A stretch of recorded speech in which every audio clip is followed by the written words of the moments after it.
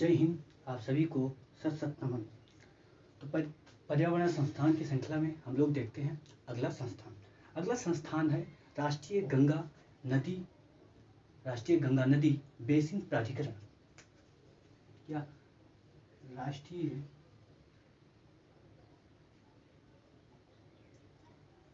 गंगा नदी बेसिन प्राधिकरण।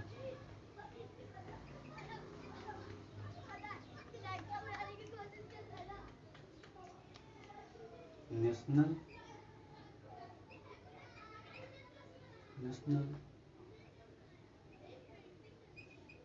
गंगा रिवर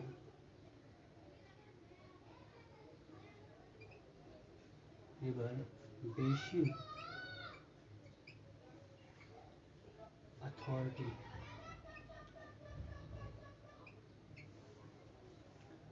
राष्ट्रीय गंगा रिवर बेसिन अथॉरिटी। इस संस्थान की स्थापना होती है 2009 में। क्या इस संस्थान की अगर स्थापना देखें तो होता है इसका स्थापना 2009 में। दूसरा क्वेश्चन ये कि ये संस्थान संविधिक है या प्रस्ताव के द्वारा बनाया गया, यानी एक्ट के द्वारा बनाया गया है या केवल सरकार ने प्रस्ताव के द्वारा बना दिया है। तो ये क्या संविधिक संस्थान है? क्या संविधिक संस्थान है?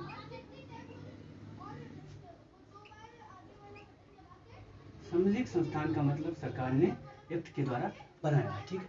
अब दूसरा प्रश्न उठता है कि किस एक्ट के द्वारा इसे बनाया गया है। क्या किस एक्ट के द्वारा बनाया गया है? एक एक्ट है जिसका नाम है पर्यावरण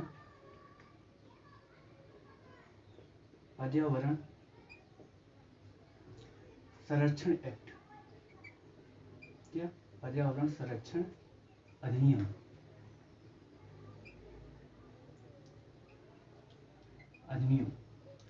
1986। ये एग्जाम में बहुत आता है। कब यह अधिनियम आया? तो 1986। ये आप ध्यान रखिए। तो इस अधिनियम के द्वारा राष्ट्रीय गंगा नदी बेसिन प्राधिकरण की स्थापना की गई। कब? 2009 में। अब इसका कार्य क्या है इसको देखते हैं।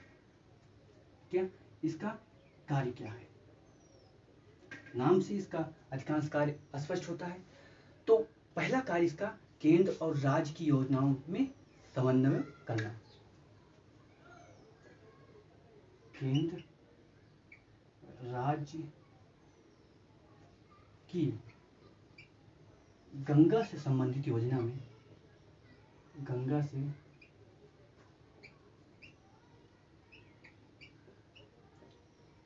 से संबंधित योजनाओं में समन्वय।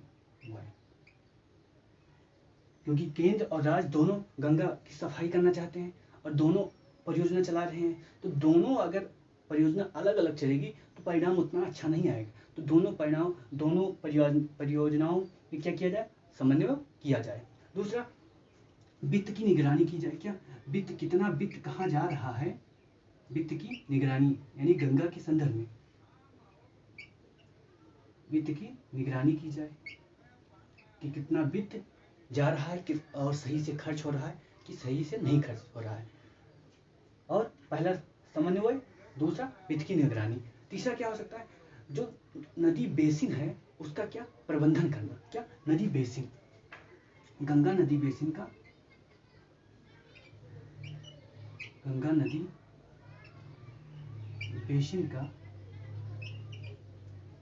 प्रबंधन।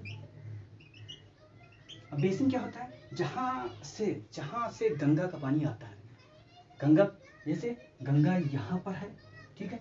अब इधर से भी पानी आ रहा है, छोटी छोटी नदियां इधर से भी आ रहा है। तो जितनी दूर से गंगा में पानी आ रहा है उतना दूर तक का क्षेत्र क्या कहलाता है? बेसिन कहलाता है। तो क्या इनका कार्य है? गंगा नदी बेसिन का प्रबंधन करना। ये नहीं जो नदी आ रही है वो सूख जाए, या इसमें बहुत सारा गाद आ रहा है, गंगा क्या हो जाए, कह सकते हैं गंगा में मिट्टी का जमाव अधिक हो जाए। तो ये सब देखना है। अगला क्या करना है, गंगा की स्वच्छता, क्या स्वच्छता पर ध्यान देना है। और क्या करना है, प्रदूषण, गंगा में जो प्रदूषण है को समाप्त करना है, को समाप्त करना है।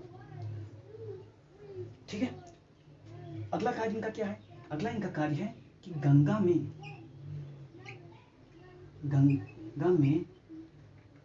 जल का न्यूनतम भाव बना रहे, जल का न्यूनतम भाव बना रहे।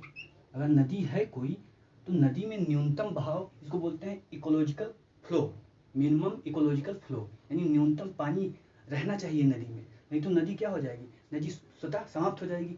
तो ये मिनिमम इकोलॉजिकल फ्लो जो है वो बना रहे, इसके किसकी जिम्मेदारी है, ये जिम्मेदारी है किसकी, इस अथॉरिटी की। ठीक है, अब इस अथॉरिटी में कितने कह सकते हैं, इस अथॉरिटी का अधिकार कितना है, क्या इस अथॉरिटी का अधिकार क्षेत्र कितना है, तो ये जहां तक गंगा बेसिन है तहां तक इस अथॉरिटी का क्या है, अधिकार क्षेत्र है। तो अधिकार क्षेत्र अगर आप देखें, क्या अधिकार क्षेत्र, तो आप देखेंगे क्या, यूपी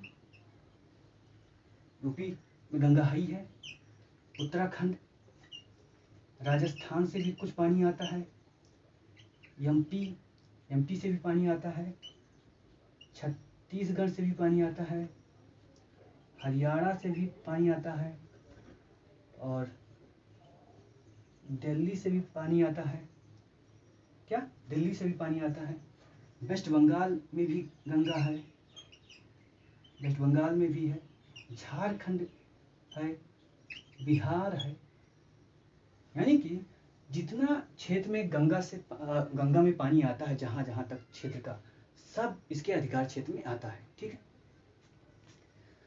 अब ये जो संस्थान है, इस संस्थान में क्या होता है, परिवर्तन होता है 2016 में, क्या इस संस्थान में क्या होता है, परिवर्तन होता है 2016 में।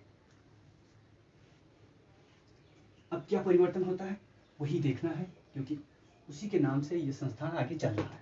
2016 में इस संस्थान का नाम क्या कर दिया गया, नेशनल गंगा काउंसिल, यानी अब ये जो संस्थान है 2016 में क्या हो गया, राष्ट्रीय गंगा परिषद,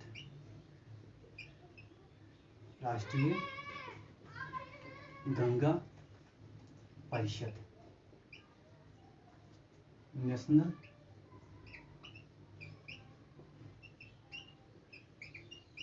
गंगा काउंसिल। तो क्वेश्चन आएगा, राष्ट्रीय गंगा परिषद की स्थापना कब हुई, 2016 में। किसको प्रतिस्थापित किया, national Ganga river basin authority को प्रतिस्थापित किया। ठीक है, अधिकार क्षेत्र हमने इसका बता दिया है कि अधिकार क्षेत्र। अब इसके अध्यक्ष कौन होते हैं, इसके अध्यक्ष होते हैं पीएम, क्या इसके अध्यक्ष कौन है, पीएम। ठीक है, और इसकी बैठक भी समय समय पर होती रहती है, क्या इसकी बैठक भी समय समय पर होती रहती है। पहली बैठक इसकी हुई, क्या पहली बैठक, इस परिषद की पहली बैठक हुई 2019 में, कहां पर हुई, कानपुर में हुई।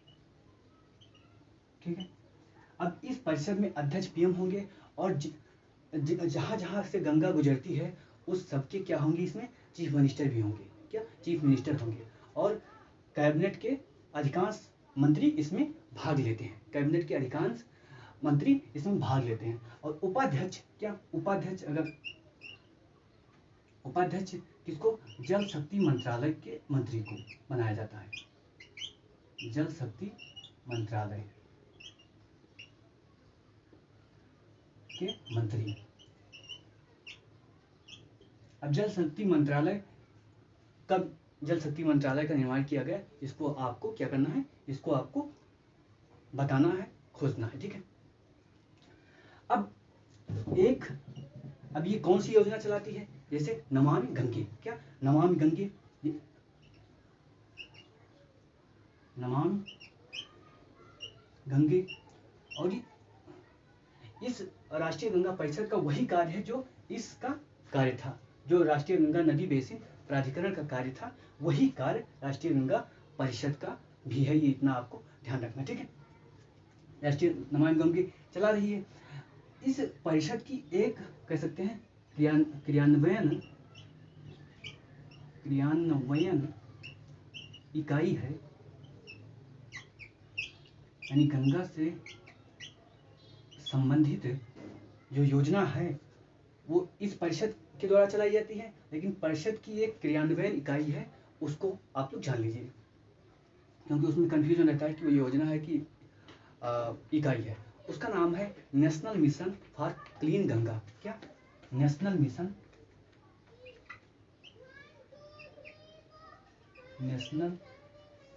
आपको इसी तरह लिखना है, नेशनल मिशन फॉर